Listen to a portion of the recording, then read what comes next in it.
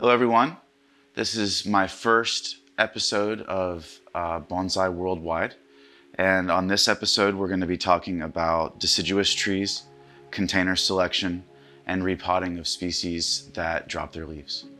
So for this one, we're going to be using a Chinese group of seedling maples that I got from a rare plant nursery called Camellia Forest, which is in Chapel Hill, North Carolina. The current container is a Taisho era, so like 1920s tokoname container that I got at the Kokofu tin, and it's starting to chip on its glaze in some places just from use, but it was sort of the grow out container for this group of Chinese maples as they got bigger trunked and the base fused.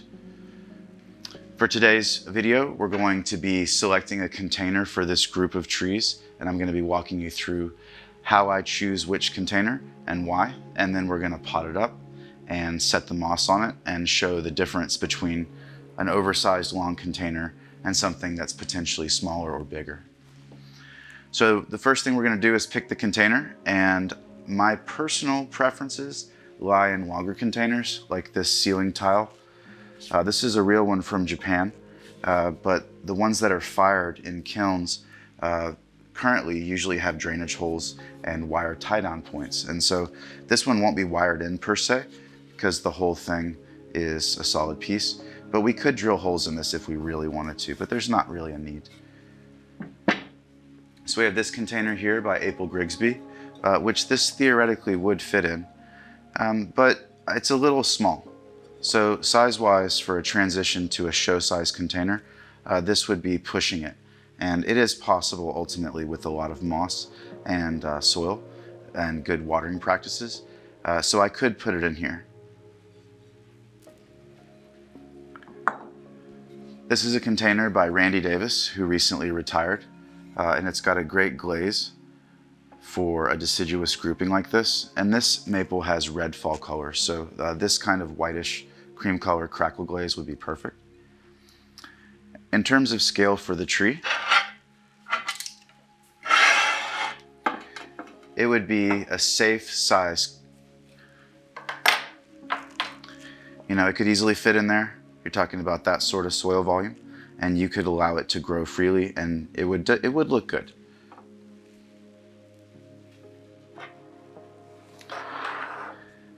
Next up, we have a Maruhei star-shaped container, which is extremely shallow and sort of a rare style. I like this one a lot, and I think that it would make the trunks look the biggest and most engaging.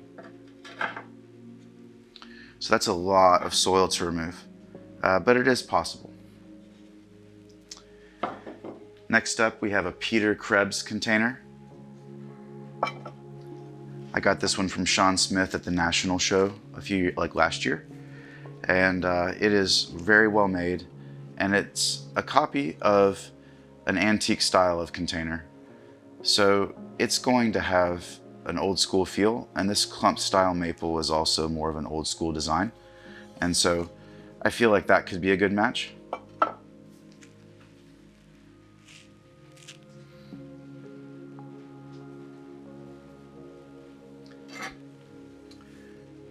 And we could put it in this ceiling tile. Usually these are used for kusumono, or supporting plants for bonsai display, or standalone kusumono. But in this case, you could pull that off, and it would be interesting. I would have to tilt it though, so that the bottom of the tile naturally drained, and the water came out here, the excess water that is.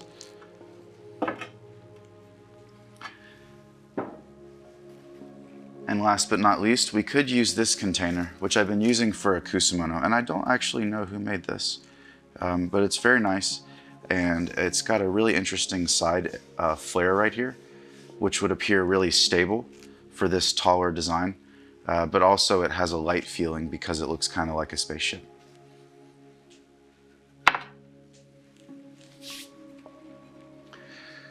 So based on all of these options, and based on the amount of watering they're going to need if you use the smaller ones, or the size difference in terms of height, that's going to determine what the feel of the display will look like once this is all set up. So my two favorites are these two. And the reason why is because this one has a more old school feel, and this one isn't commonly used. You don't see many star-shaped pots, and you don't see them used in display very often. So with my preference for tall, slender bonsai designs with deciduous material, I'm gonna choose one of these, and I think today we're gonna use this one. And this one was purchased from Matt Owinga, which is Kaide Bonsai Inn, and he's based up near Washington, DC. So this is the container we're gonna use, and I'll be pulling this tree out, cutting the root system back quickly, and then we're going to set it up and situate the root ball. And then after we do that, we'll moss the surface and remove some of the branching to refine the design.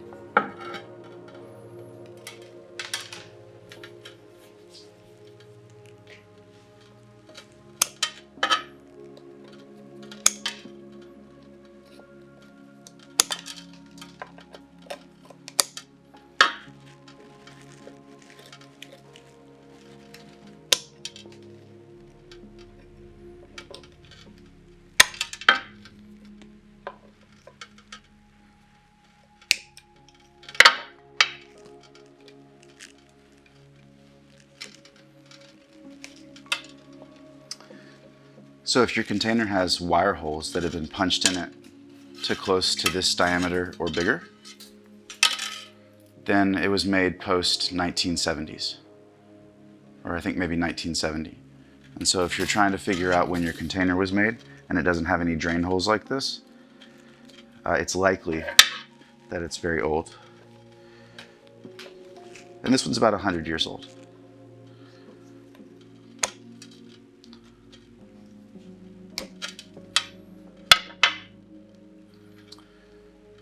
So I used some pieces of copper to secure the wires and wrapped the wires, the aluminum wires, around the copper wires.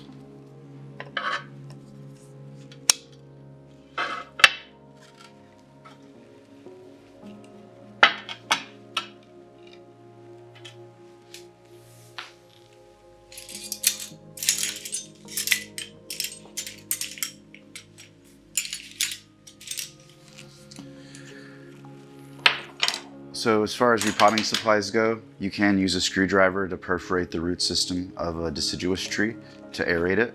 You can also use a tire puncture fixer, and it'll actually keep your hand from getting tired. We use something similar to this in Japan. You can also use an ice pick or some sort of other tool, or chopsticks. But I prefer something that doesn't have a really pointy edge that's very sharp, because it'll cut more roots as you're cleaning the root system out than if it has a blunted tip.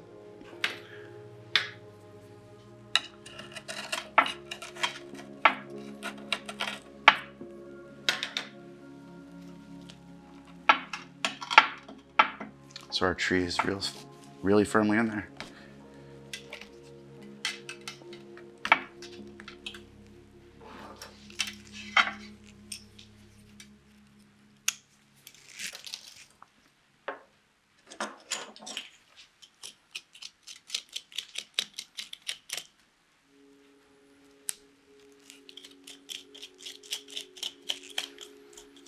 So I've got some tie-down wires that are running through the bases of the trees as I got them to fuse.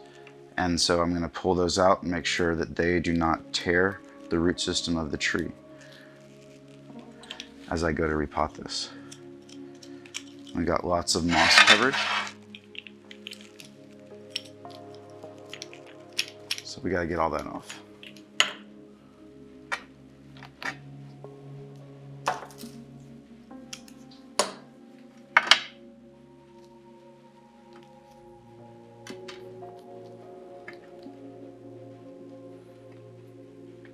I wire my trees in with aluminum. Some people use other materials, and that's fine.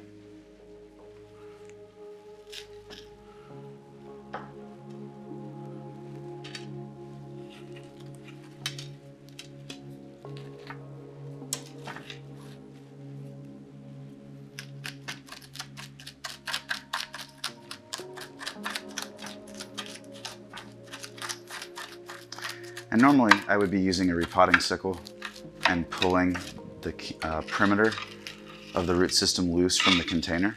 But because we're going to do such a drastic reduction, I'm just going to do it in the container.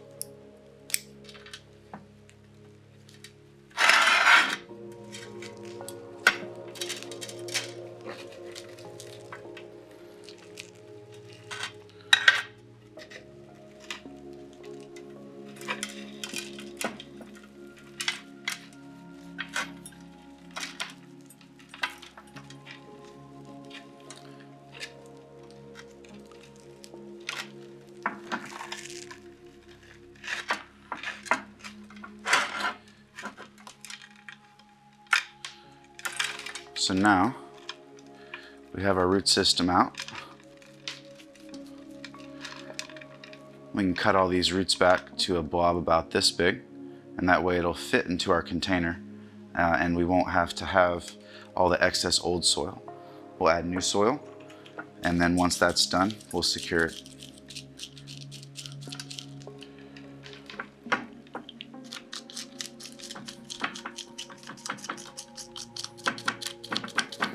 So any old roots or any roots that are growing this way, left and right, and not straight out, because of the way that I'm raking the roots out, they're gonna break.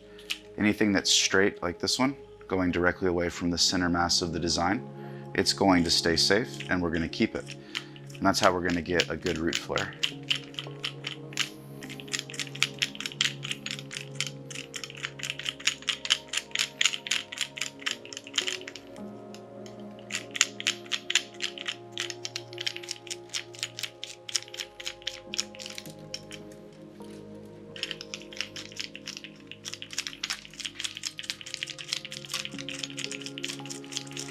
So on an established root system, you would want to poke through and wiggle it through the root mass towards the center, aerating all the way to under the trunk. But if you do it slowly and methodically, starting on the outside edge, working your way towards the center of the tree, not with a lot of tension in your wrist or your hand, you're not stabbing into the tree, you're lightly raking away. You're not going to hurt the tree as you do this. And I can't even really see where I'm raking away right now, but I'm confident that because I'm not putting a ton of pressure on it, I'm not going to hurt anything.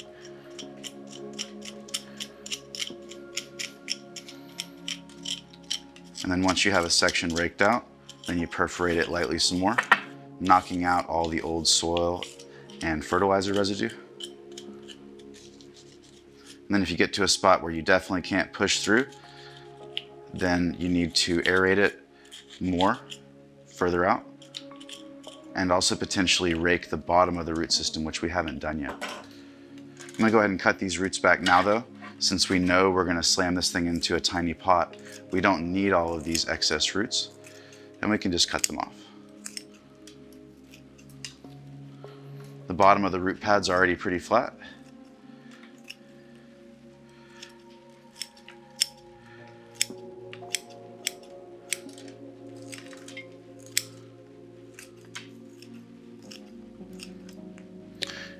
And I like to use these curved edged scissors like this that still close well, because you can keep your hands out of the root mass as you're pruning the undersides of a root system, and it keeps your hands from getting really dirty, because usually right after you cut and rake all this, you're going to be securing it, and if your hands are covered in dirt, it's harder to use bonsai tools.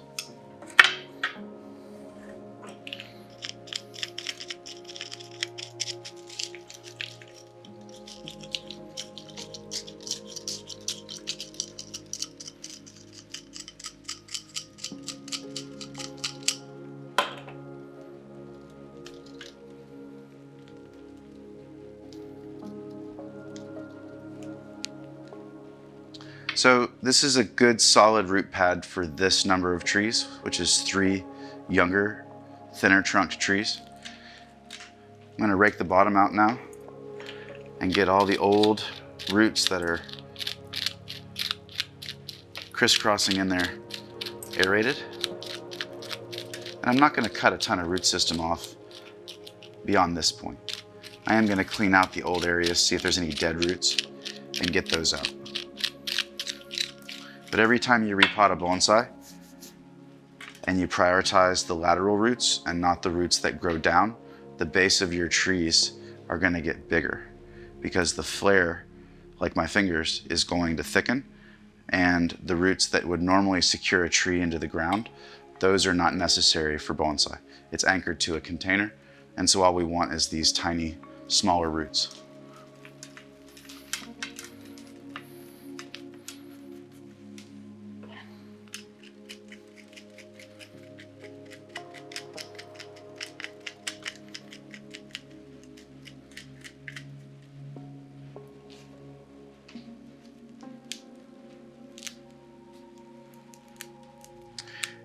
And I've been learning about this species for a while now.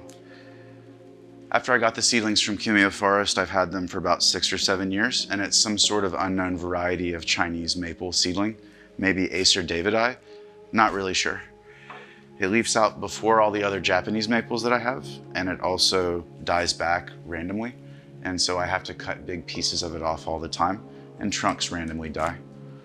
So I'm going to do a few cutbacks on this tree just so we lighten the top up and balance the vigor between the trees. And this thing grows really, really fast.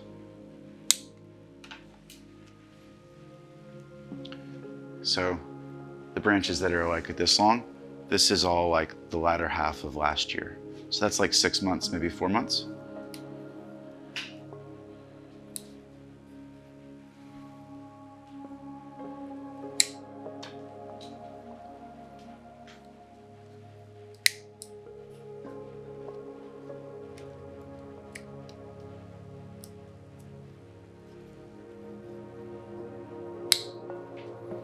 And once we have everything cut back the way that looks nice for a more compact design,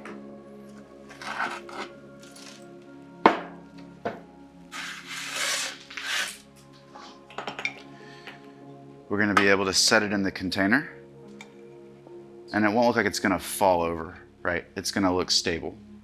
And so we can't keep all of the extraneous branching that I had before when I was growing it out, and we need to slow it down and divert that energy to exactly where we want it to go. And so we do that by removing whole branches and prompting smaller buds and branches to pop elsewhere.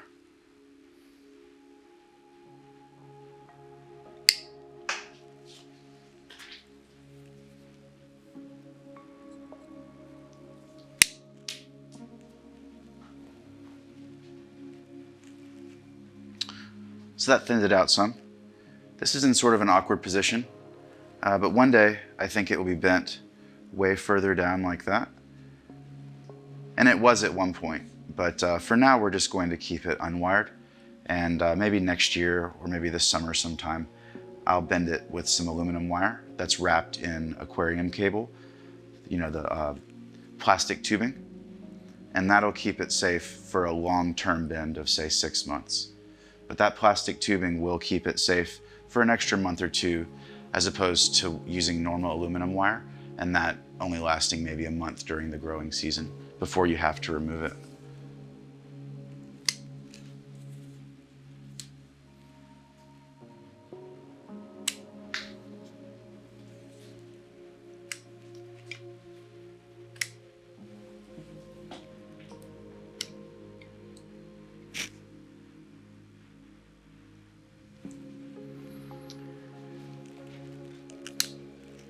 So at this point, the root system has been cleaned out,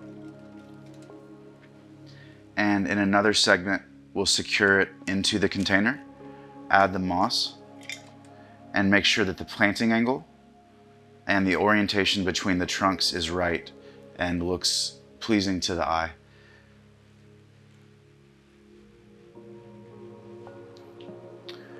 Thanks for tuning in to my first video for Bonsai Worldwide. In the next segment, again, we're going to be repotting this tree and finishing up the process. And looking forward to it. Thanks for tuning in.